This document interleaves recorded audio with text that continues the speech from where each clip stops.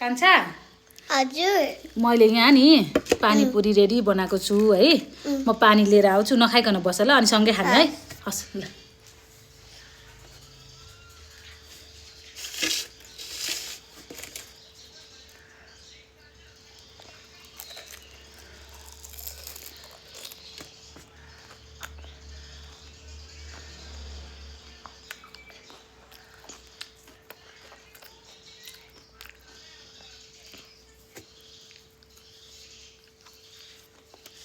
कान्छा